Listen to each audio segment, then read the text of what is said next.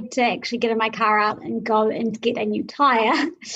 Luckily, they are an essential service, thankfully, because I wouldn't be able to get out and about if I didn't have a new tyre. But it was genuinely a lot quieter, and I was actually really surprised and impressed at how many people I saw wearing masks as well. Right. Sorry, apparently you're having an issue with the sound, everyone. So please bear with us. They're just figuring that out. Okay. Hopefully you can hear us. Sorry, really sorry about the tech issues, everybody. Oh, and that reminds me, Geoff, sorry, and I forgot to do this yesterday. A huge thank you and shout out to Adam and Josiah for putting this together today. And I'm really sorry I forgot to say that yesterday, but thank you both. And also to Kane, who's often helping on live streams as well. Totally. Yeah. Just a reminder that the Opportunities Party is almost entirely volunteers, and so we run on the goodwill of amazing, talented people. Hey, can you tell me what does the day of a deputy leader of a political party look like during lockdown? So can you talk us through during lockdown? Well, what have you been doing today? Just catching up on a lot of emails. That sounds familiar. Yep, as same with you, Geoff. Really just trying to keep on top of everything. The one good thing, I guess, is that people have seemed to be holding off starting new events. Sort of local organisers seem to be holding off, so we haven't had the same influx yesterday and today that we normally have been seeing. So I've actually been able to make a bit of progress on those unread emails. It's probably been cancellations, hasn't it? Cancellations of emails. Well, there's been postponements. Yeah, right. So that's been quite an unusual one. So there's been a few events around that could have easily turned into Zoom events, and actually the local organiser suggested that and wanted to do it via Zoom, but obviously National have been advised that they're not campaigning at all, even though online doesn't breach any social distancing issues, but that's been their position. So these poor local organisers have had to postpone their events, which is a shame, really. And it's not as if they're really ever not campaigning. I mean, come on, every time Judith Collins goes on the radio or TV, she's campaigning, isn't she? I mean... Yeah. And I mean, saying that you're not campaigning is campaigning, because you're forcing these organisers to postpone their events because you won't be there. So, it's an interesting approach to take when, again, you are not breaching any social distancing issues. Yeah, I mean, I do wonder if in this brave new world, just like businesses are having to pivot to find new ways of reaching customers and continuing their operations, political parties should really be doing the same thing, right? 100%. And something we were talking about was, if this lockdown lasts a longer period of time, and there are people in our community, right, who do like to engage in politics in those more traditional ways, going to town halls or their local halls and hearing them in live. But this means that we also need radio and media to pivot as well and have more programming for electorates and electorate meet the candidate style events that are hosted through Zoom or however they do it, but into televised debates or meet the candidate kind of things, because why not? Why wouldn't we? Yeah, I mean, the government sort of commissioned television for education last time we had a lockdown, didn't they? So why not do it for the election? Yeah, they clearly can scale these things up really quickly, and yes, we have a lot of electorates around the country. What is it, 71 or something like that? Okay, it's a lot, but that's 71 hours over the course of a few weeks. They could easily slot that in. Absolutely. 1 hour per electorate. Yeah, and Jack Tame's not doing that much. Let's get him to host them all. Wouldn't that be awesome? It would actually be. At least if he did half of them, that would be a great start. Yeah. How are you going down in Wellington? Oh, well, I mean, Wellington's level 2. So, I mean, things look relatively normal out and about in town. I mean, people are wearing masks, which again is awesome. And, I had to go into town yesterday for the candidate briefing for the Rongotai electorate. And yeah, I mean, I wore my mask, and a few other people were wearing masks, and so that was great to see. But aside from the masks, I guess everything seems to be continuing as normal. The big difference in level 2, of course, is that you can't have big gatherings. So there won't be any big parties this weekend. There won't be any big political events probably happening, and I guess people are waiting to see what happens with the announcement at 5:30 on that. Yeah, totally. And have you noticed, or have you been anywhere with the QR code? Have you seen that people are using it more, or have you used it more? Oh, I've definitely used it more. I've been, going into cafes and stuff. So I've got both the government app and Ripple now, and I'm playing with both to see which one I like, which is probably not the right idea, but I will settle on one eventually. So long as you're recording your movements, Geoff, they said it's fine. Even if you write it with a pen and paper, it just makes it a lot faster and easier if it's through the app. Absolutely. And why haven't we all been doing this for the last 100 days? That's the big question that's on my lips. As well as obviously that big revelation this morning around the fact that the people operating on our borders haven't been regularly tested. It's been voluntary up until now, which is pretty extraordinary. I actually was shocked to see that, Geoff, to be honest with you. And it's staggering. Yeah. They go in, they have this close contact, and then they go home to their families, and most of them weren't tested.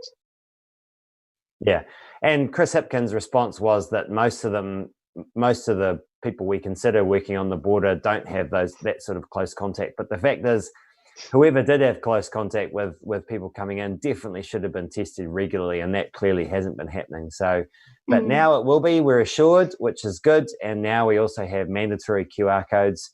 So, mistakes have been made, but they're being learnt from, and we've got to pull together to deal with this new situation now.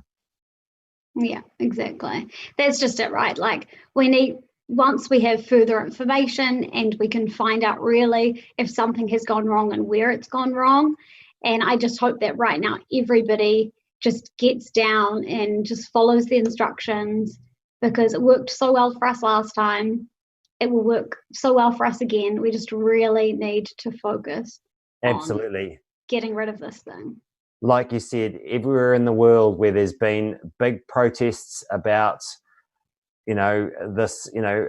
about people trying to oppose lockdowns or oppose the use of masks or anything like that, we've seen big spikes in cases. So it's, we've really clearly got to learn what we did right last time and learn what other countries have done terribly wrong. Exactly. It's what I find really unusual, I guess, is why the masks have been so politicized, and all it is doing is protecting you and I from each other. It doesn't stop your rights or my rights. It's just a form of protection. It's like wearing a seatbelt. You're not being stopped from driving a car. You just have to do so safely. Yeah, I mean, I guess there has been stigma about masks and face coverings in the past, haven't there? In terms of, I guess people think that you're a criminal if you're wearing a mask or those sorts of things. But that's a very old-fashioned perspective, and we need to shift that pretty quickly. Yeah, and again, as more and more people pick this up, it will just become our normal for however long it's necessary for. I mean, going out, it is quite funny. So I've worn it a few times out now, and I know you have as well, Geoff. And it is quite funny. You do really feel like you need to squint so much so people know you're smiling. Well, we're definitely going to come out of this more wrinkled. The big problem for me, of course, is the glasses. So, wearing glasses and wearing a mask at the same time is impossible. So I have to choose between the two. Actually, Geoff, Ben Peters, who's our scientist, our candidate for Dunedin, he put up this awesome picture today where he just put some sort of tape over the bridge of his nose because he's also a glasses wearer. And that's how you avoid the fog or the mist or whatever it is. So that was a great little hack. What? Hang on. So you put tape. It was some sort of tape. And he put it over the bridge of his nose so that there was that air seal. And then he didn't get the fog up. Ah, nice. So smart. It's almost like he has worn masks maybe in a lab before. I don't know. It's almost like he's a scientist. But anyway, because someone else had actually messaged me as well saying that they had fogged up.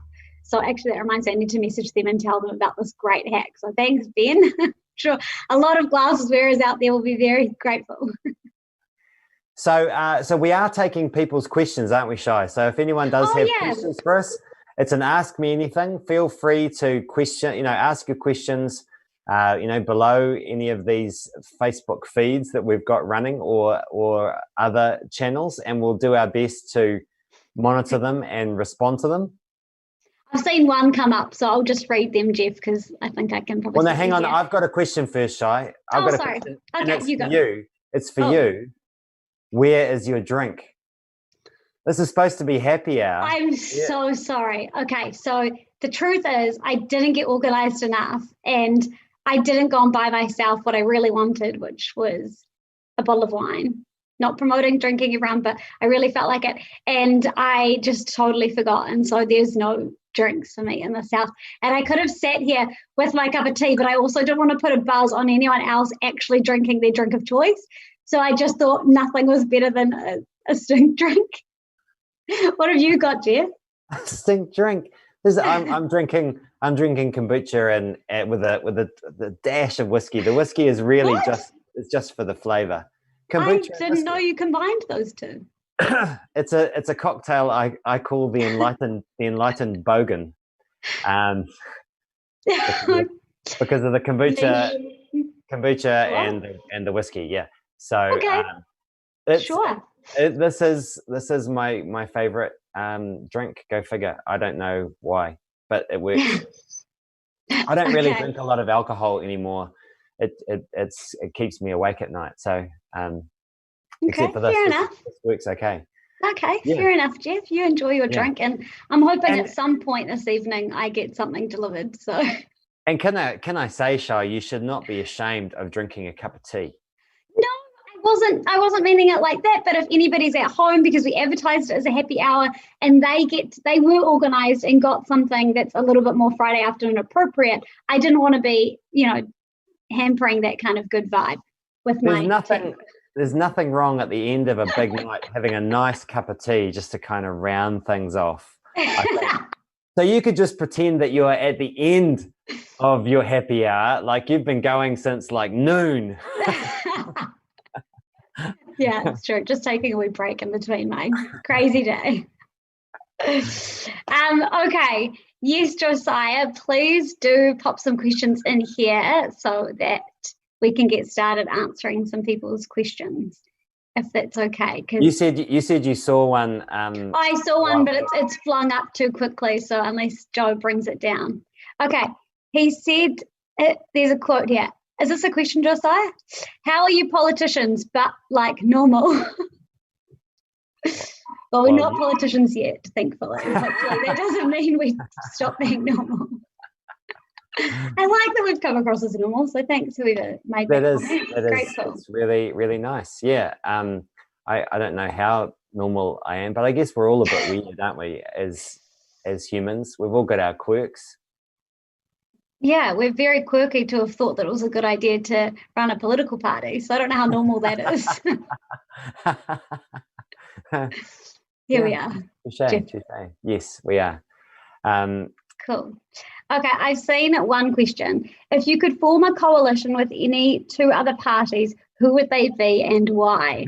That is a question from Shane. Can I answer that? Yeah, you go. Any two other parties? That's the question. It has to be three. My dream coalition would be the Greens, ACT, and the Māori Party.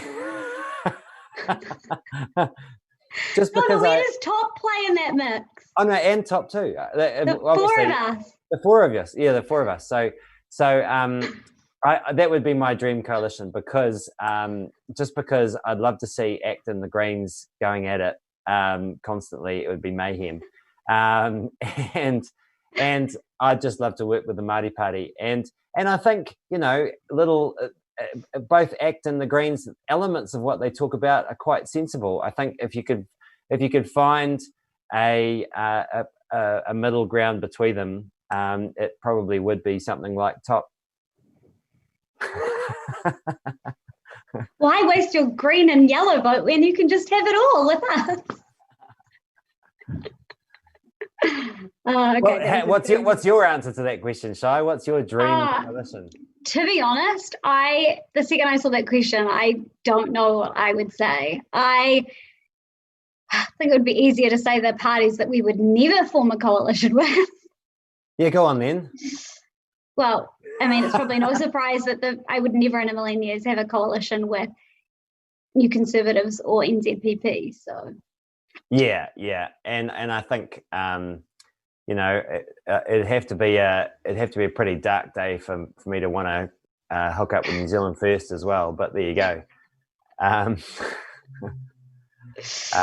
It's true. We're not making friends there, are we? Okay, next question. I might just move on. This is a good question. Although my grandfather did race horses, so you know there is some distant link to New Zealand First there. Anyway, carry on. Okay, question. How are we going getting the televised multi-party debate happening? Are all the other parties supporting the petition? Great question. Yes, and actually now that you've just talked about New Conservatives, I think they have pushed that petition, which is fantastic. And last I saw, that petition has been steaming along, which is great, because that will actually start to put some pressure on the media. My vibe, and I'd be interested to hear your perspective, Shai, but my vibe is they probably won't change their criteria for the televised debates. But I think we've got a good shot at getting another debate for the minor parties. Yeah, I think potentially. And, you know, if the petition keeps growing, and last I heard it was over 4,000, so it's definitely growing in steam. So I think where it kind of ends up in terms of how many people have signed on will be a good signal to the media that if they were to do it, they would get enough viewership, for example, and it would be worth their while. But just to highlight the point from before, just because I think those parties that I mentioned before and their views and their policies are horrific, I still believe in their democratic right to have a voice. So that is why we've included them, because it's not for us to decide who, oh God, Jeff's just choked on us through. Because you carry on, don't want to be on stage with them, or no? Okay. No. It was purely coincidental. Question that was just there before, Shai, and I think this is a good one. If we go back into lockdown, what is a hobby or skill you would like to work on during lockdown? Oh gosh. Well, I didn't really pick up any hobbies last time. I did try my hand at baking once, and it was a fail. So that is why I only. What did you try to bake? Biscuit, and they all smudged into each other, and it just became one big tin of like a biscuit. One biscuit. I say that's a win, Shai. How can that be wrong? Then that's just one serving. You can sit down and eat that. You can tell that I actually don't eat sugar because I'm a sugar fiend. It's bad. Yeah, great. It's a great question though. Skill, I don't know, honestly. What would you do? A skill I would take up. This is obviously if we weren't campaigning, right? Because obviously last time we were in lockdown, we were still going towards an election, so we had heaps to do. A skill that I would take up, I was learning te reo last year, and I'd like to get back into that. I'm not very quick with languages. It's not something I'm naturally adept at, but it's something I want to keep chipping away at over time. Good on you. Yeah, maybe I should add that to my list actually. It's a good one. Okay. Next question. And Joe, if you want to chuck them in the little box as well, feel free. Okay. Next question. What is your response to the suggestion that's been made that whoever the next government is, they will need to let in COVID? They will need to let in COVID.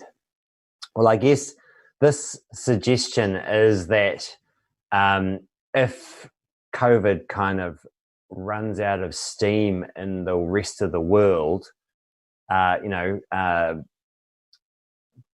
people start to develop herd immunity and we don't have any, and there is no vaccine, then there will be a pressure for us to let in COVID so that we can develop that herd immunity so that we can start trading again with the rest of the world. I mean, I got to say, there's no sign of COVID letting up anytime soon. I mean, I think the world is sort of just getting in the grips of a second wave, and my understanding is that these sorts of pandemics tend to have 3 waves. So I don't think that's going to be the situation for quite some time yet. But if we do if we do end up in that situation, I guess it becomes a conversation about how we protect the vulnerable while trying to build up herd immunity amongst the rest of the population. Okay, got a couple of questions that have popped up here. So from John, how is Jessica polling in Aotearoa? What's the most likely path to getting top into government? Yeah, I mean, polls in electorates are notoriously difficult to run. So, even the big TV channels don't tend to poll electorates.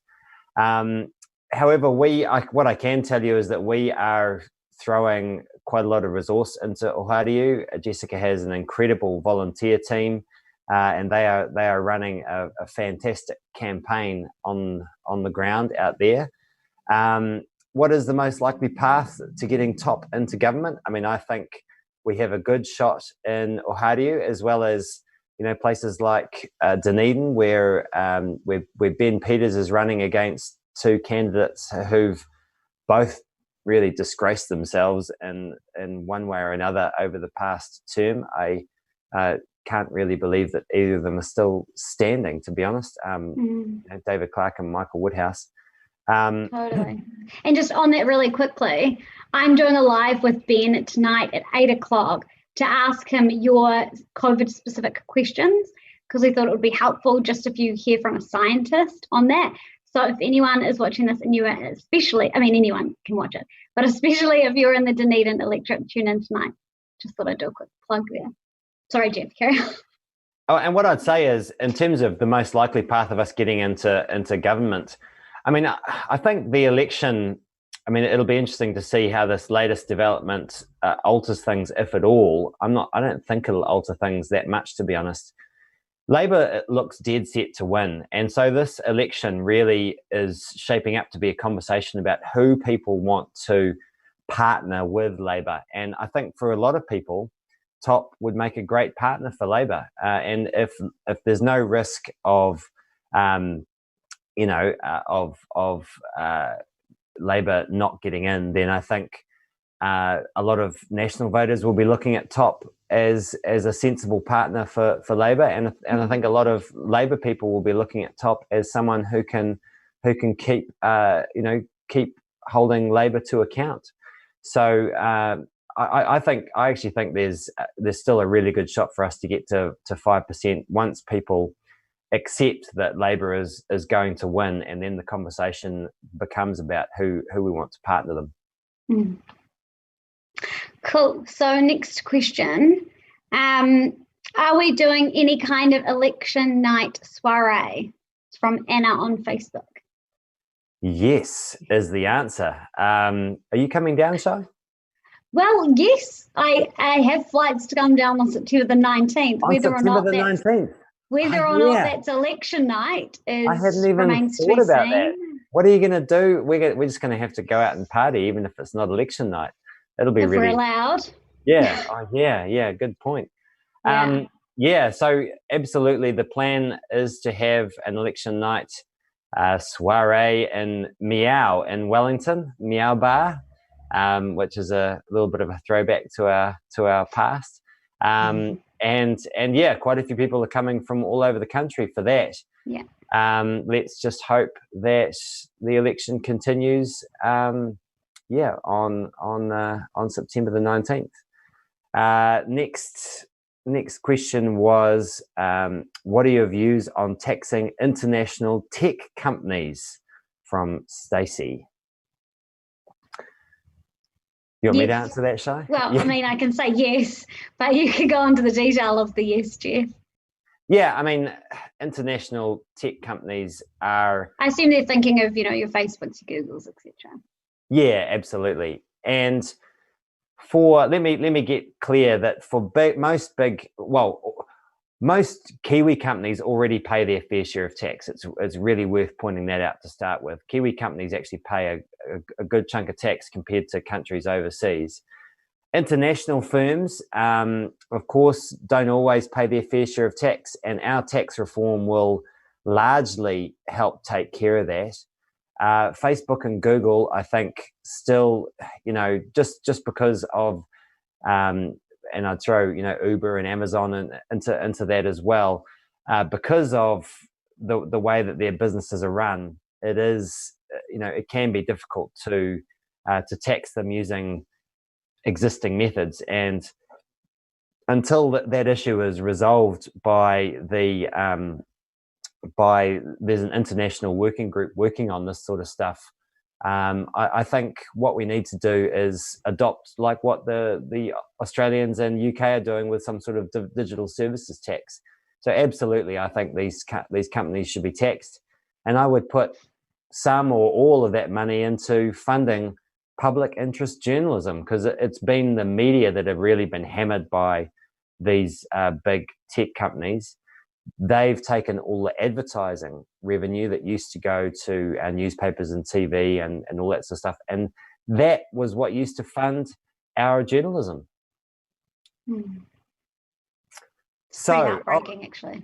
Okay. It is, and I really do feel for the media. I mean, they get a lot of stick for doing a crap job, but I mean, they're under a lot of pressure to deliver with very little resources too. Question from Soren on Facebook: would you prefer a coalition with Labour and Greens as opposed to National and ACT?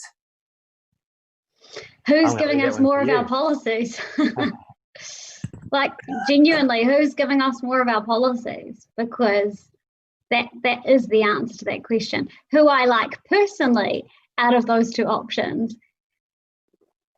that probably doesn't matter so much. I'd put that aside and work with whoever if it meant that we're going to get more policy wins out of this deal. The realism right now is that Labour is going to win this election. I mean, it's pretty hard to see. It's really difficult to see. National have a huge bridge to build if they're going to really close the gap in a realistic way.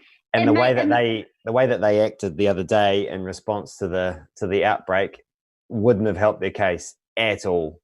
Yeah, I wouldn't have thought so. And it was a real opportunity actually for them to be completely different. And surely you would have thought they would have learnt from previous public sentiments that the way the public responded to Simon Bridges' approach, even a little bit of Todd Muller, that he wasn't around long enough, but you'd think that they would take a much more constructive approach than what we saw.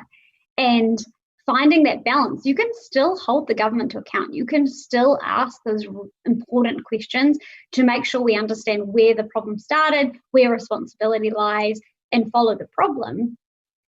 But you don't need to be copying these approaches that we've seen from these populist governments overseas to ask the right questions.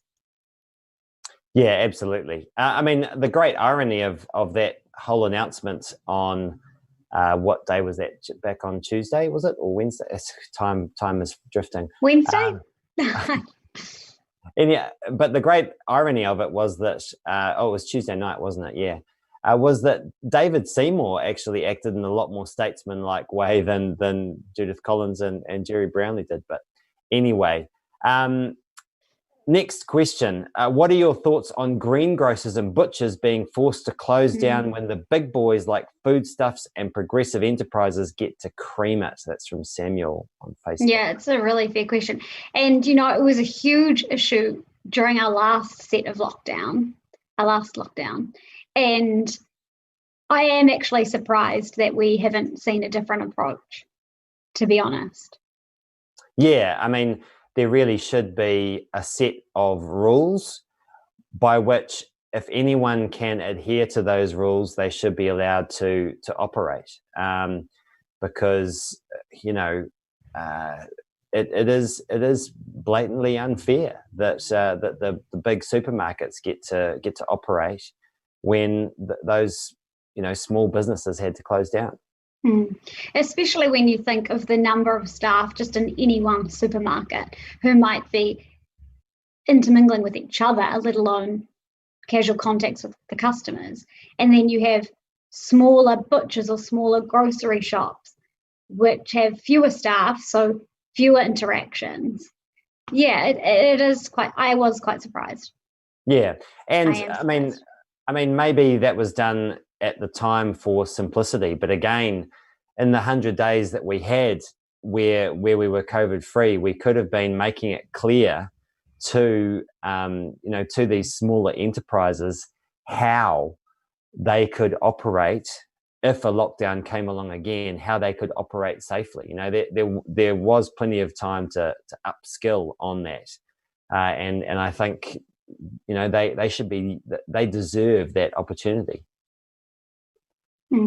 Definitely. Okay. Aaron from Facebook, the PM ruled out a CGT, capital gains tax, while she is in power. Doesn't that mean that the Nats are more likely to go with an asset tax, given it's easy for opposition to conflate the two?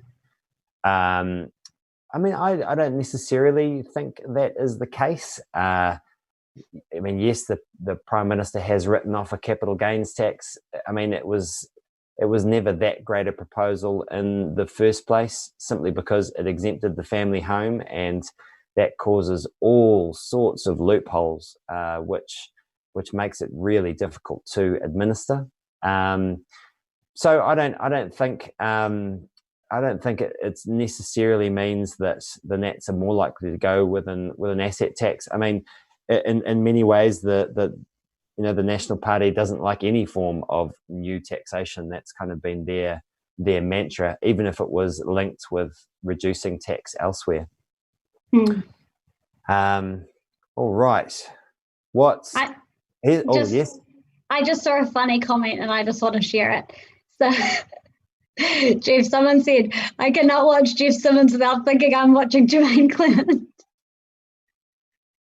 Geoff does have a lot of doppelgangers. So many. So feel free to play our game that the team always plays, which is just either send Geoff photos of his doppelgangers or just tag Geoff in them. Because there are a lot of them. There are a lot of Geoffs out in the world. Anyways, it made me laugh. All right. There's one here on the national policy statement. This looks like a hardcore question.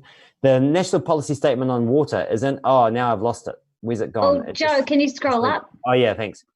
The NPS on water is in a nutshell saying all waterways have to be returned to a pre-human state. That means a lot for farmers who are on the right trajectory generally, but quite concerning for councils and urban people as they won't be able to comply with the new rules. Any views on that? Well, actually, Duncan, our position is that the national policy statement on water isn't strong enough. There's still too many loopholes. The government, just as one example, sort of wimped out on bringing in a bottom line for nitrates of 1 milligram per litre, which is what most of the scientists agreed on. But because all the scientists weren't in agreement, course, there's always going to be some scientists that don't agree, then they kick that particular issue for touch. So in many ways, the water standards that are in this national policy statement that the government's brought in, yes, again, it was another tentative step forward over what National had done under the previous administration, but still a long way from what we think is needed. However, what you're saying is that for a lot of farmers, they're on the right trajectory, and I agree with you on that. In most of the country, if our farmers get up to best practice, it's going to be fine. I think Canterbury's probably going to be a struggle with the amount of dairy that's operating on the Canterbury Plains.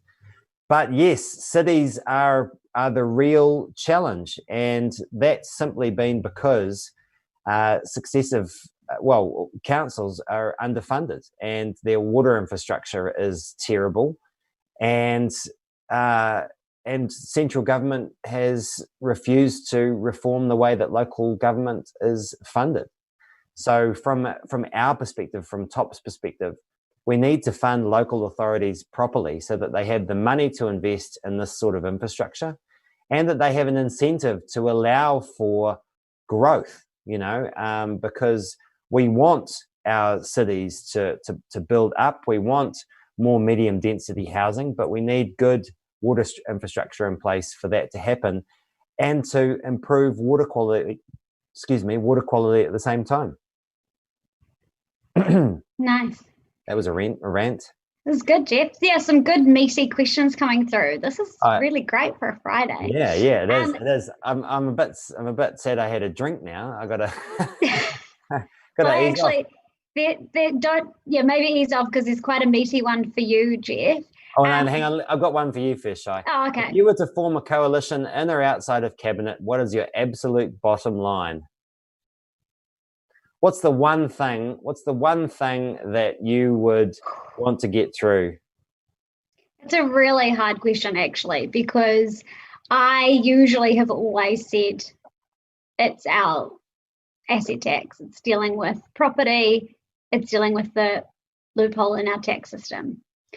But I'm slowly, our UBI is really slowly getting up there for me, especially as we're going to be going in and out of these alert levels as risks change in the community. And our current support structures in place are just inadequate, not sustainable into the future. And they've been really short-term focused. And these quick fixes of the wage subsidy scheme, which no doubt has been an excellent quick fix. But is it long-term sustainable, or do we need to think of something else? And if we agree that it's not really sustainable into the future unless we continue to draw down huge amounts of debt, even more so than where we are now, we need to be more creative. And I think that's really why there's this huge space for the universal basic income, especially at this time. Yeah. So it's one or both. I mean, both, but one or the other. To pick one is hard. Yeah. Yeah. Fair enough. That's good. What would you choose? I mean, for me, housing. The asset tax is part of it, but it's also just doing whatever it takes to start getting house prices under control over time, right? So it's housing supply as well. It's renters' rights. It's all that sort of stuff. To me, so much comes from our housing crisis, so much of our child poverty, so much of our social problems, so much of our economic problems, because our businesses are starved for capital. So, I would. By the way, for me, it would be housing probably over UBI, but I agree, it's pretty close. By the way, while I remember, Shai, after people should stay tuned, because after Jacinda has finished her piece, I've got a surprise for you. I meant to say this for me or for them? For you. I've got a surprise for you, and I'm going to reveal it on the stream. Oh God. Yeah. No, it's cool. Anyway, so you were going to ask the next question? Okay, it's not a question, but a statement from Ida on Facebook. By the way you've been presenting your policies on these live streaming sessions, Top might hold the government accountable on reluctant tax reforms, but not regarding the legislations and the way this government is managing the pandemic scenario. I think Top will accept passively whatever decision Labor takes regarding this situation.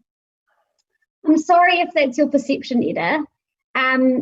That's not our approach.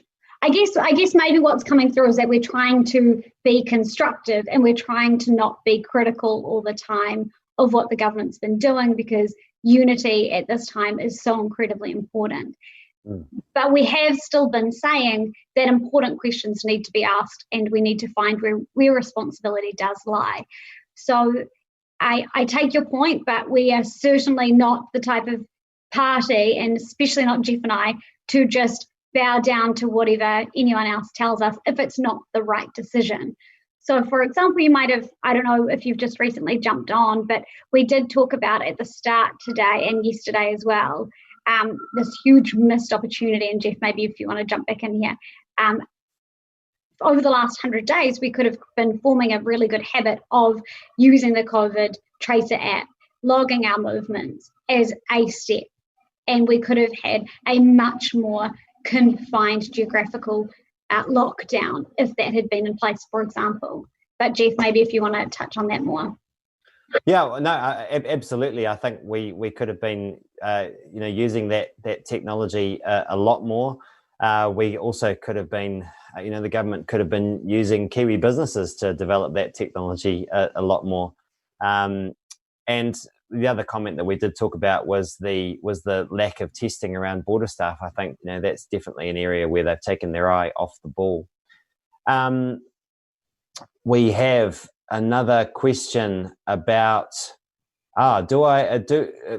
replying from Aaron from Facebook. What did Don Brash think of the asset tax / effectively our property tax, considering he likes the UBI / flat tax?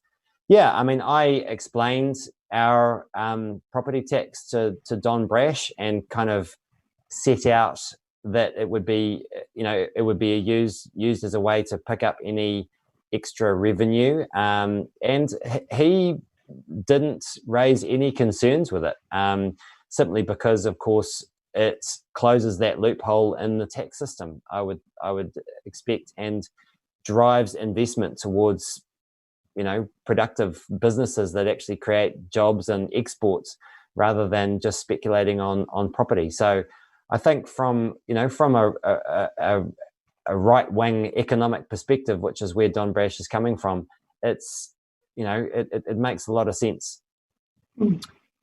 And of course, it's good for reducing inequality at the same time. So it's good from a left-wing perspective. Our property tax is one of those rare things that experts on, just like the UBI, really, experts on both sides of the spectrum like it. It's the politics of it that's difficult. Just like so many great policies. Yeah. Okay. I got one for you, Shai. Are you happy okay. with? Are you happy with the public reception you've gathered for Top so far with this campaign? Where are your new supporters coming from? Oh, that's a good question. Actually, the public reception has been amazing. When I've been, Geoff, you travelled far more of the country than I did, but even just the segment, the Upper North Island that I was travelling around, we do these road shows and we have this huge cross-section of the community. I don't think you could put those people into any one box, whether it's socioeconomic or age or any particular characteristic. They really do seem to come from all walks of life and all parts of our society. And that really, not that surprising, because to be honest, within Top, our own team are like that as well. We have people of all ages and from the left and the right, and they've just come from everywhere. And so that's been amazing. As for how we've, the reception that we've been getting, I don't know if you heard this a lot, Geoff, but every single place I went to, their questions were, this is so sensible. Why are more people not talking about this? And how do we get you on the news? Yeah, absolutely. Because once you explain something so how they perceive it to be so sensible and so common sense, then the questions at every single one without fail is a sense of frustration. Why are not more people talking about these issues? So yeah, someone's just commented, Shai got on the news yesterday, which is true. Well done, Shai. Oh, yeah, thanks. I know, look, I totally agree. And one thing which I don't know if you've seen this particular stat come through, Shai, so I'm revealing this to everyone at the same time as you. One particular stat that's interesting, and I think both you and Jess have a lot to, are a lot to do with this, is actually in terms of the new supporters that TOP is attracting at the moment. In the past, TOP has been a majority. Have you got your wine? Is your wine arrived? No, it's just, I don't know what's actually arrived. Oh, okay. Something's arrived. All right. Have you got wine? Have you got wine? Tell me I'm poor. Anyway, in the past, TOP has been a majority male party. Some people make jokes about us being the top bros, all that sort of stuff. But in terms of the last couple of months, we have actually been attracting almost 50-50 support. And in the last couple of weeks, it's actually been more women than men that have been coming to TOP. Yeah. It's extraordinary. So I think that you've really made a difference in that respect, Shai, and Jess as well, being big parts of our campaign. And I think having that more female voice for TOP has helped shifted perceptions, about what we're about out there. I mean, do you get any? That's awesome. Do you get any sense around that in terms of the road shows you've been to and that sort of stuff?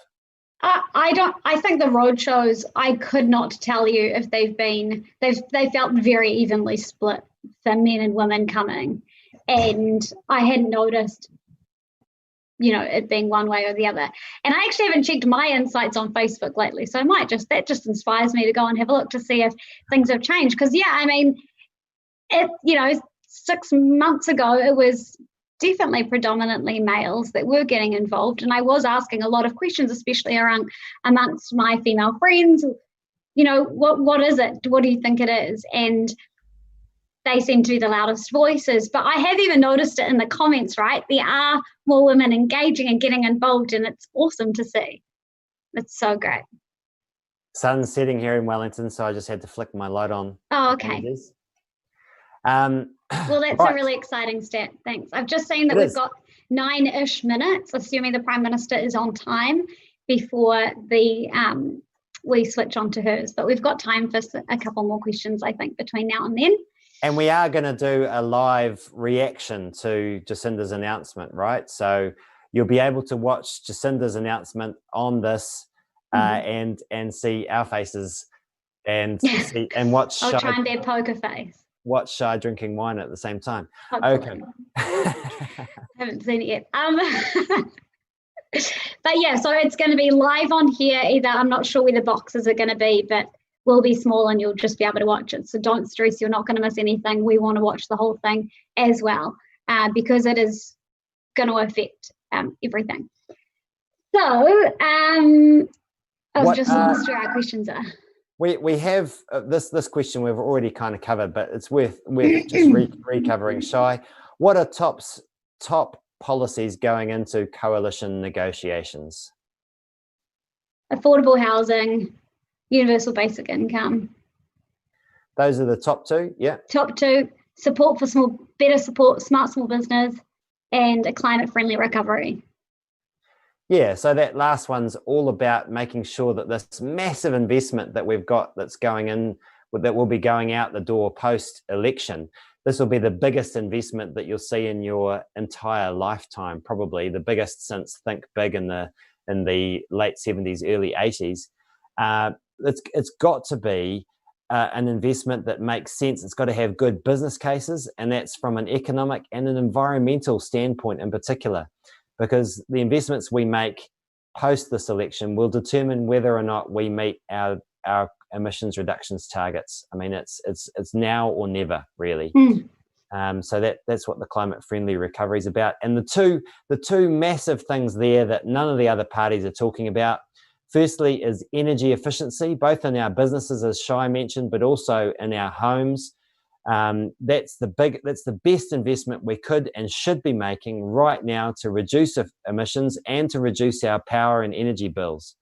And the other big thing around infrastructure, everyone talks about road and rail and all that sort of stuff, but it's our water infrastructure. That's what allows us to build up in our cities.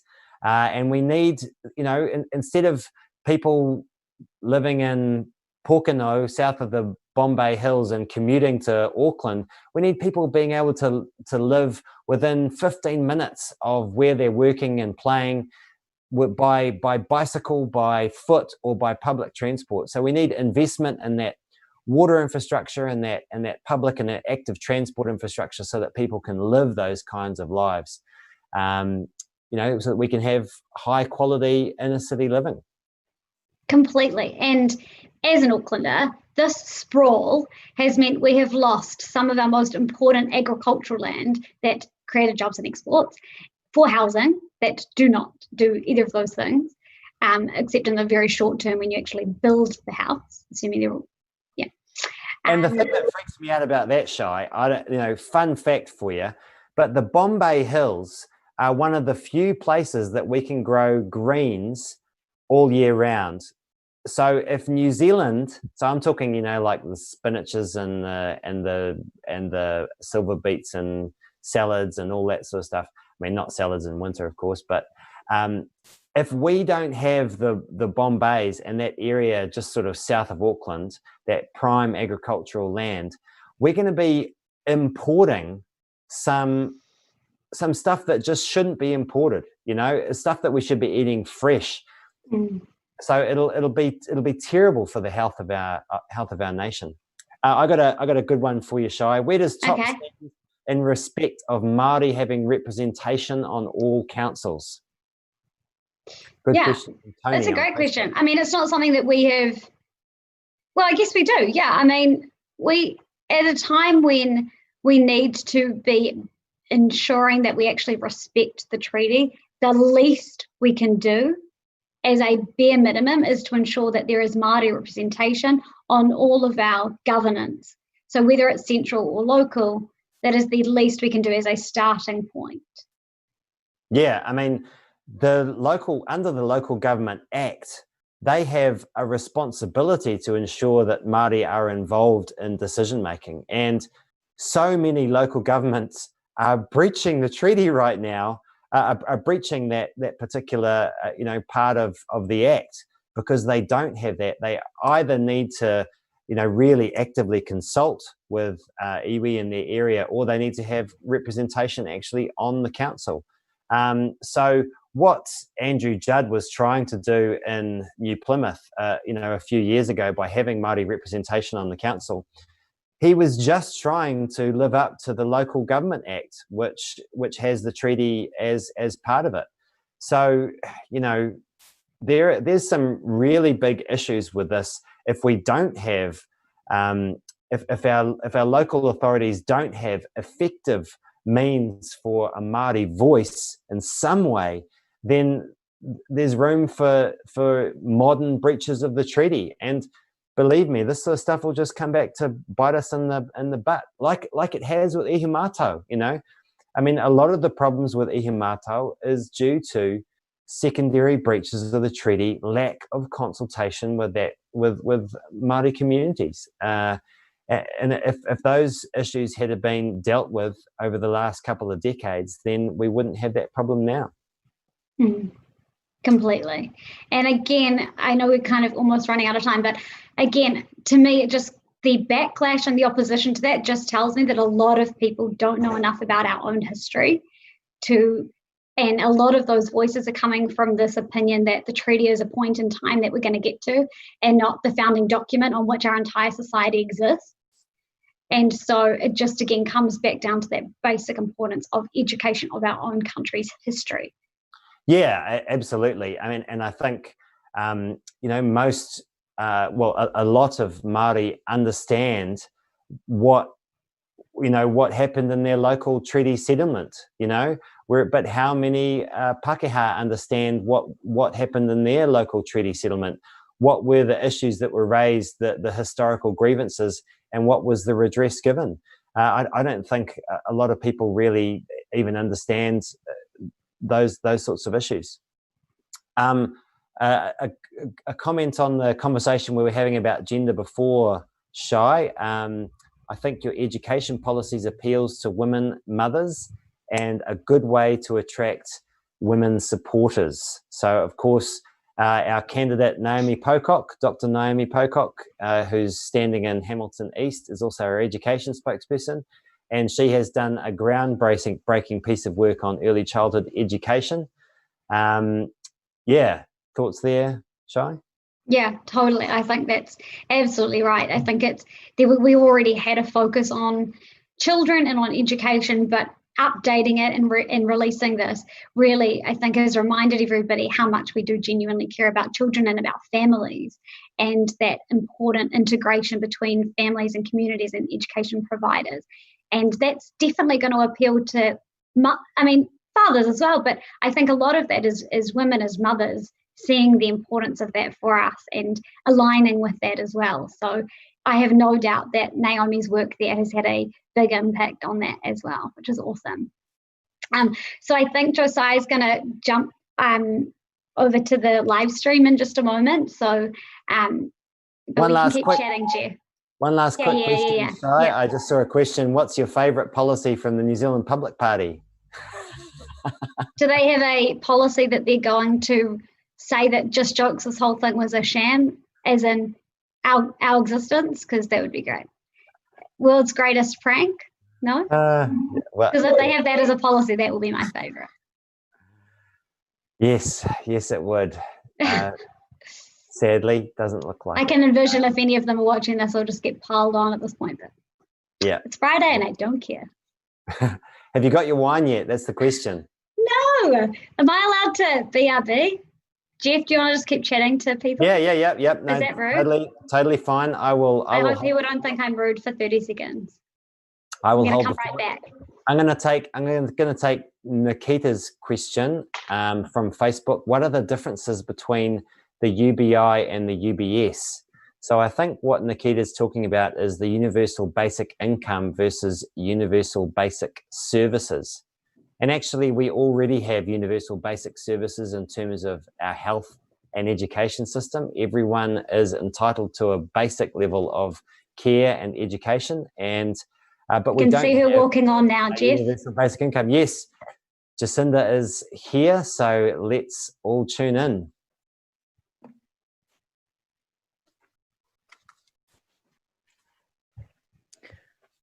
Kia ora koutou katoa. Good evening, everyone. I want to start by acknowledging that Dr. Bloomfield has accompanied me for this press conference in order to answer any questions that may arise from this statement that I am about to make and the decisions that have been made by Cabinet today. It has been 53 hours since we moved Auckland into COVID Alert Level 3 and the rest of New Zealand to Level 2. This afternoon, Cabinet met to receive the latest information and advice from the Ministry of Health and to discuss next steps in our resurgence response plan, a plan with the primary purpose of restoring our Level 1 freedoms as quickly as possible. We have made a good start on that plan. This is what we know about the new infection in New Zealand. We have identified 29 cases. At this stage, all remain linked to one cluster centred in Auckland. One other case that is likely linked to the cluster is still being investigated. We have undertaken more than 30,000 tests in the last 48 hours. 38 people linked to the cluster are now in government-managed quarantine as a precautionary measure. There are signs we have found this outbreak relatively early in its life. While the first case we identified tested positive this Tuesday, extensive testing and contact tracing has since determined that the earliest case we have found to date was a worker at the Americold Cool store in Mount Wellington who became sick on approximately the 31st of July.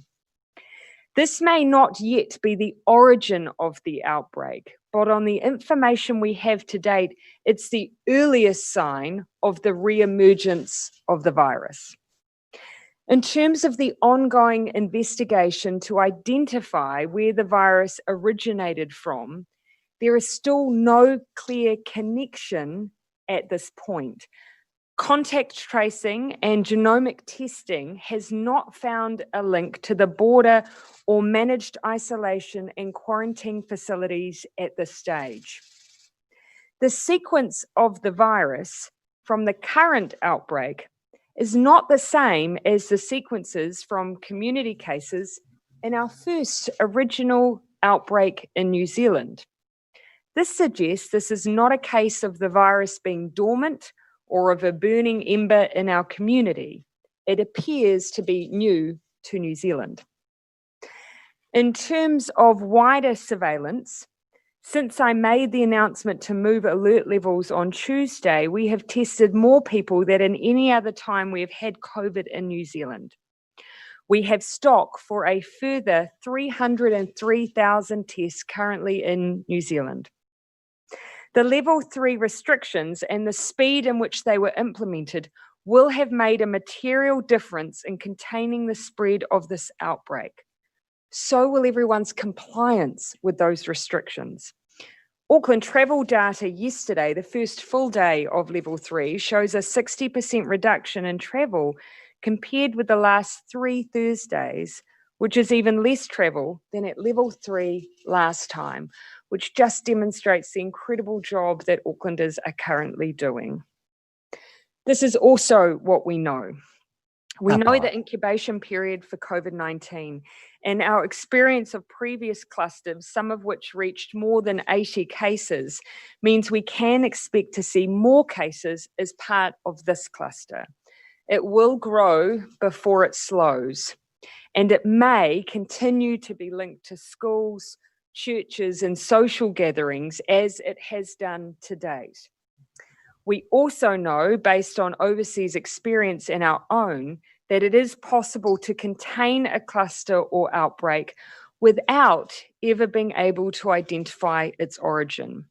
What is important is making sure that we establish the perimeter of the cluster and to stop it from growing. To do this, we do need to take into account that all-important incubation period. And so, in keeping with our precautionary approach and New Zealand's philosophy of going hard and going early, today Cabinet has agreed to maintain our current settings for an additional 12 days, bringing us to a full 2 weeks in total. Our current expectation is that by this time, the perimeter of the cluster will be identified, will be isolated, and we can move to level 2 in Auckland with confidence.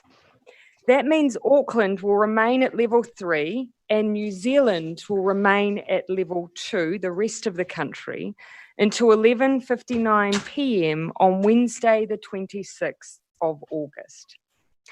We will, however, review these settings on the 21st of August. We want to give about a week's time to see how we are travelling before we review again. I would characterise our approach as short but precautionary hold and an ongoing investigation so that we continue to stamp out the virus. There is nothing to suggest we need to move to a level 4 lockdown at this stage, as we do not have a number of clusters or unrelated cases. I'll say that again because I've seen a lot of speculation. There is nothing to suggest we need to move to a level 4 lockdown. Cabinet also does not want Auckland to be in level 3 any longer than is needed to ensure the outbreak is managed. Our intention is that Auckland and New Zealand will quickly move back down through alert levels if we continue on this track. But it is wise to take a bit of extra time. That bit of extra time is our best way of getting out quickly. As always, the best economic response is a strong health response, and short and sharp is best. Lifting restrictions now and seeing a potential explosion in cases is the worst thing we could do for Auckland and the New Zealand economy.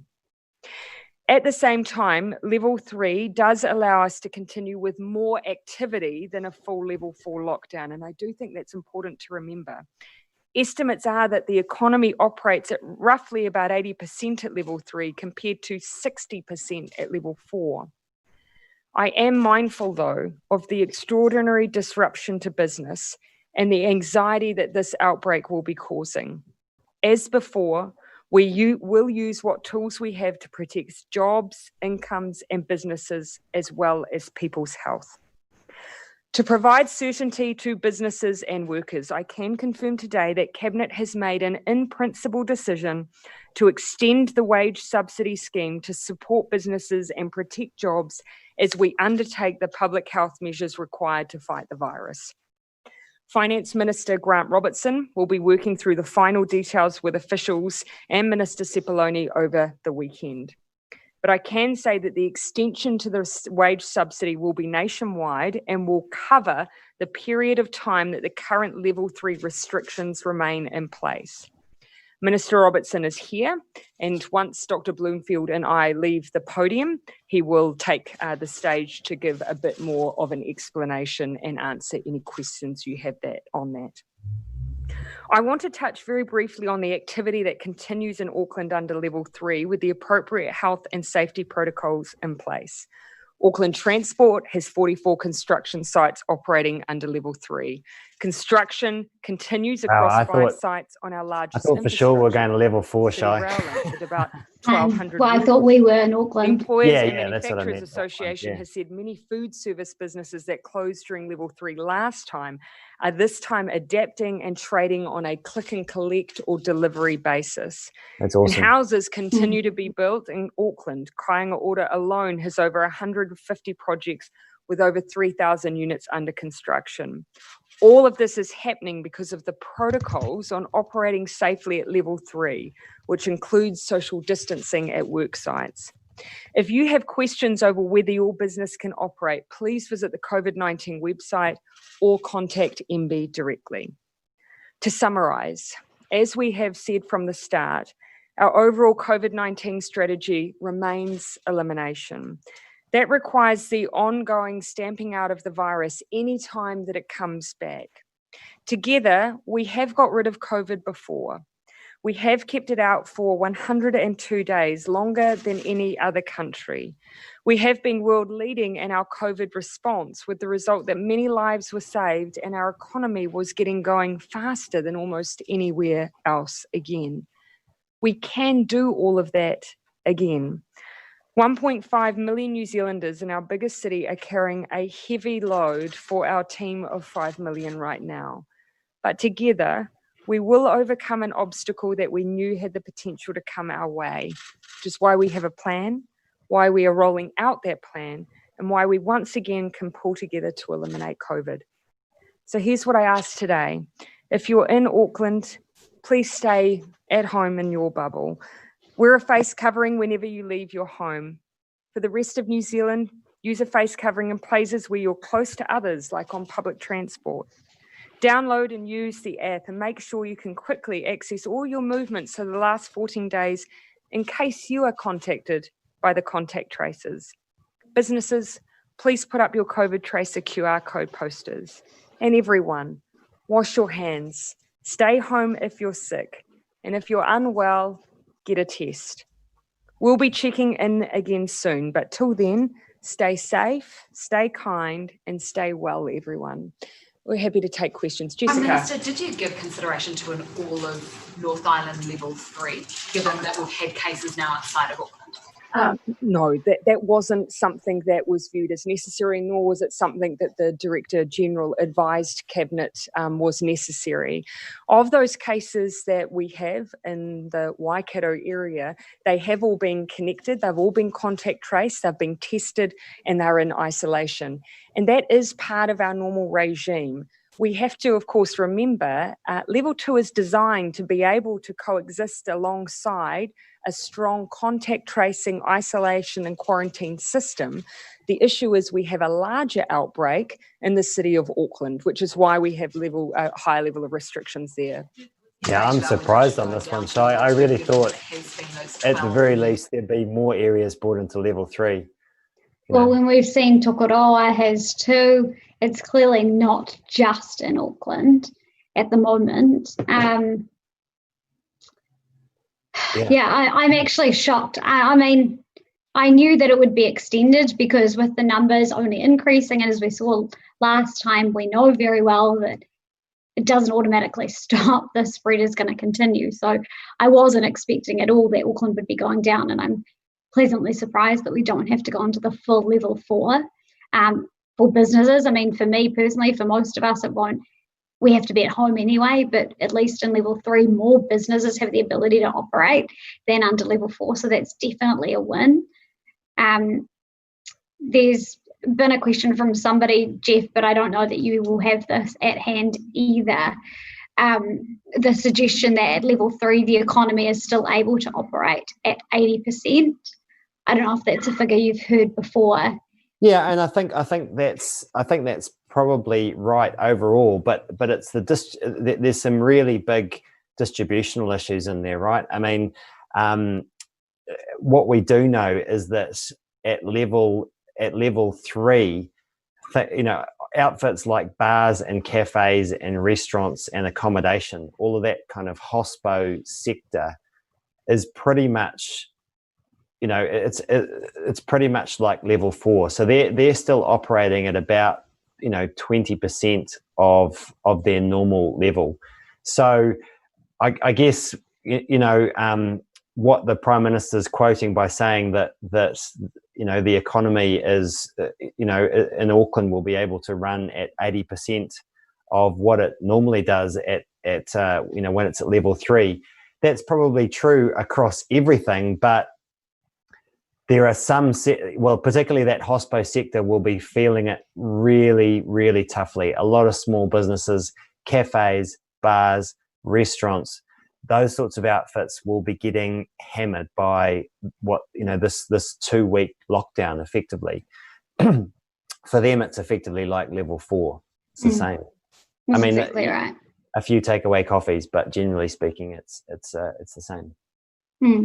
But it's really, I mean, we know that the one thing I really do agree with is that we know that we can learn from overseas that the fastest way to get the economy again is to get the spread under control, so Absolutely. That we can open up as fast as possible. So it does make sense, and it also would have been completely absurd to see these cases spiking up here in Auckland. We had 13 more today, and then all of a sudden relax restrictions from tomorrow. That wouldn't have made a lot of sense. Yeah, so, no, I mean, I think it's definitely a good decision to keep Auckland at level 3. I guess the only thing I'm surprised at, and obviously the government has, Cabinet will have had access to far more information than we will have had. But I guess I'm just surprised that level 3 wasn't extended to the likes of Tokoroa and Rotorua.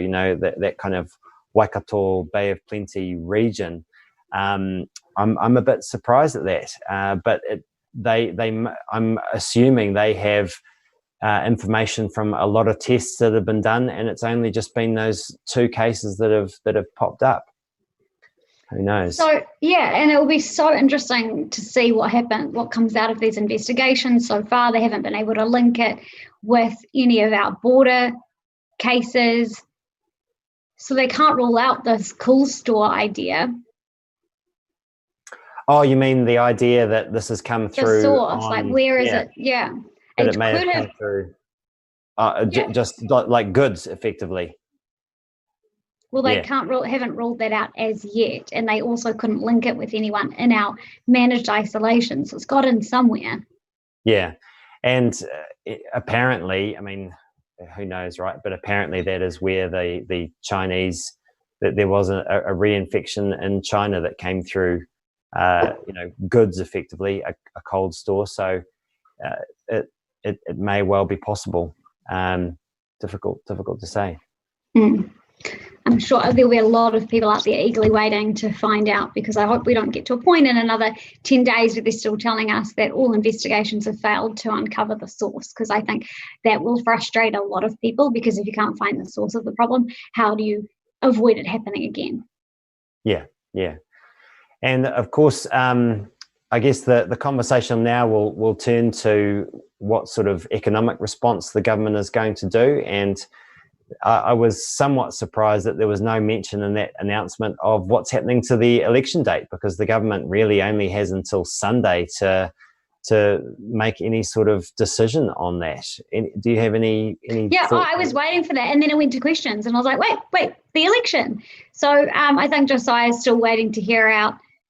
He's listening to that still, in case there's a question that comes up there, and we can jump back in and let you guys know. She just got asked about the election date, and she said no change at the moment. She'll come back in 48 hours. As you say, Geoff, she does need to make the decision before Monday, when Parliament is supposedly meant to dissolve again for the second date, or that's the postponed date for dissolution of Parliament. So still no decision as to the election. I'm really shocked about that. I had assumed we would be going into the weekend knowing what was going to happen, so parties can start figuring out how to pivot in whatever shape or form that looks like. So we are still in this kind of no man's land.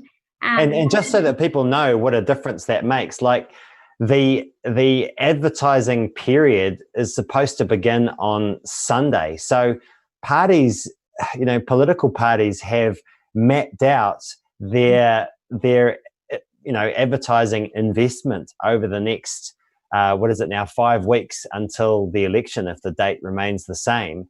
And if and so that's all supposed to kick off on Sunday.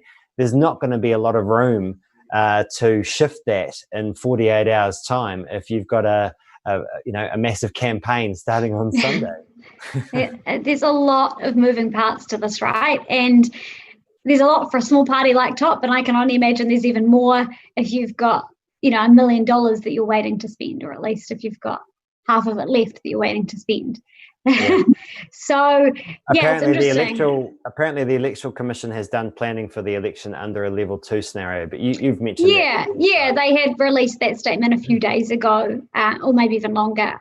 We saw it on, I think, Tuesday or Wednesday this week, confirming that they had indeed been doing that work over these previous few months, making sure that if the entire country was at level 2, we would still be able to have free and fair and safe elections. So really good to see them coming out, being proactive as we would have expected. They are an independent body. It is a matter for the Electoral Commission to determine what is safe. So if the election, for example, was decided to be pushed out by 2 weeks by our Prime Minister, so 19th of September plus 2 weeks, let's say it's the end of September, it's still then going to be a matter for the Electoral Commission to determine, let's say it's the 28th of September, to determine at that time that they are safe. And if they weren't, they have jurisdiction to push it out by 7 days and then 7 days. So it's the point of that. They've put in quite a lot of work to be able to make this work under level 2. I mean, at the briefing the other day, they were talking about, that they've put extra resource into postal voting. They're going to have a huge push on advanced voting, so that people can vote anytime in the 2 weeks up to the election with appropriate social distancing and all that sort of stuff. So I think a lot of thought's gone into this. That's right, and we need to put our faith in the Electoral Commission. This is what they exist for. The oversight and management of our elections. This is their thing, and we need to trust them as an independent body. And to the extent possible, politics and politicians need to get out of their way when it comes to things like this. Is really my view. Especially, if worst case scenario, we get another spike again, it'll be up to them to again determine how we can do that if they start considering alternatives like the postal voting thing. However it is, at the end of the day, it's a matter for them, not for us, not for politicians. These decisions need to be really independent. Absolutely.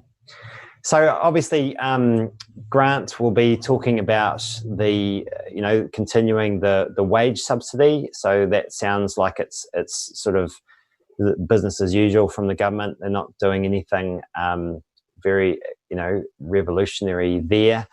Of course, we've already seen. The wage subsidy was, effective at keeping, at doing its job, at keeping things ticking over. But a lot of people didn't get it that probably needed help because they didn't meet certain criteria, or that they hadn't been affected by COVID. There's a lot of, with all of these sorts of targeted schemes, there's always people that fall through the cracks, and this is where we'll keep on banging on about it, but this is where a UBI, or even a temporary UBI like a helicopter payment, would make a massive difference. Totally. And that is, we say it over and over again, so people who watch us all the time, I'm sorry to hammer on about this, but as you said, even if it was just a helicopter payment, businesses need customers to have cash to spend on their goods or services.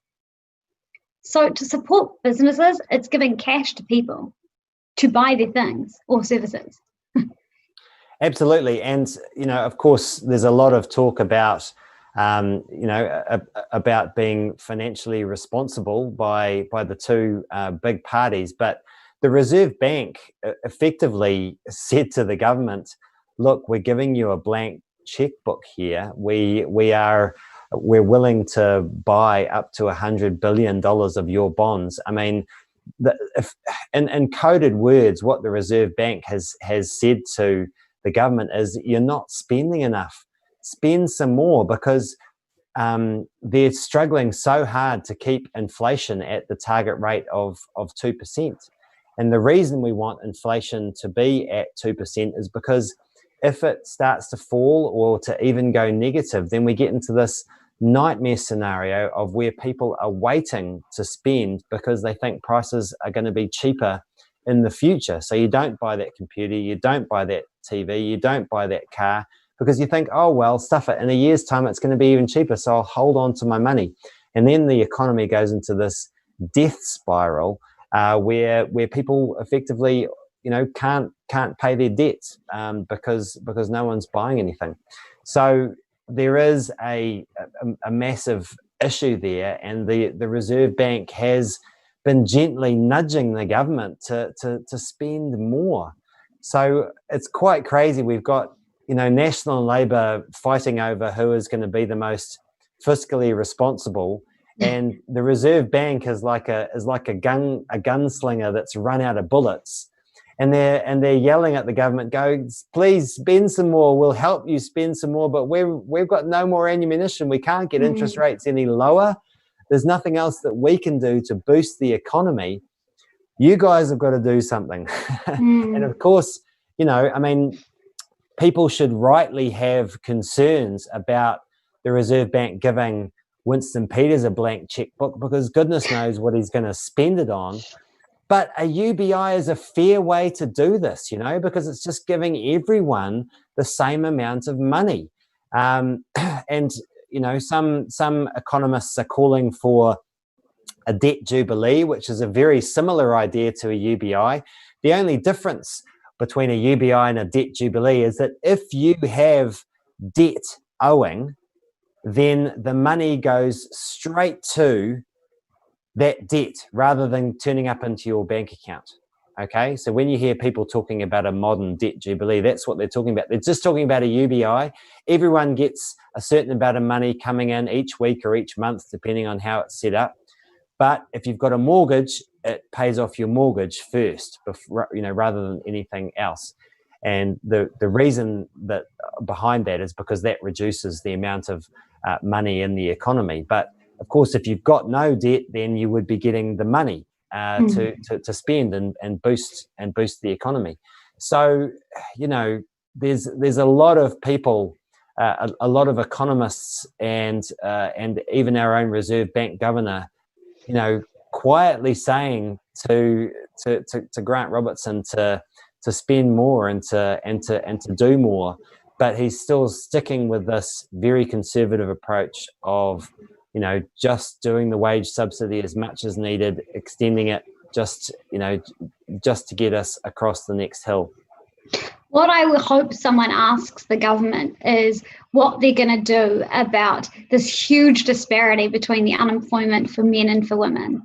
And I hope Jessica Hammond's watching and she can fact check me on this, because I know she was just looking at this recently, but I think it was something like 10,000 of the 11,000 people made unemployed were women.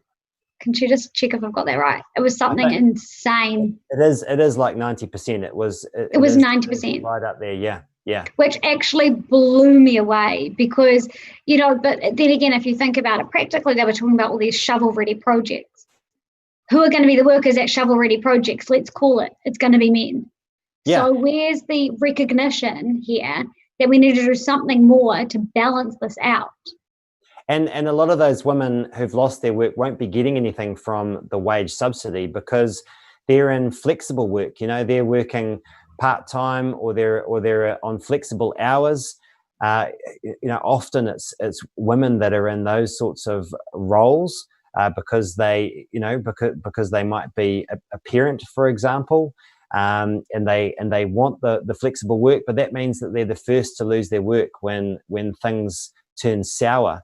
And so, a lot of them won't be getting the benefit of the wage subsidies because this sort of approach completely overlooks flexible workers.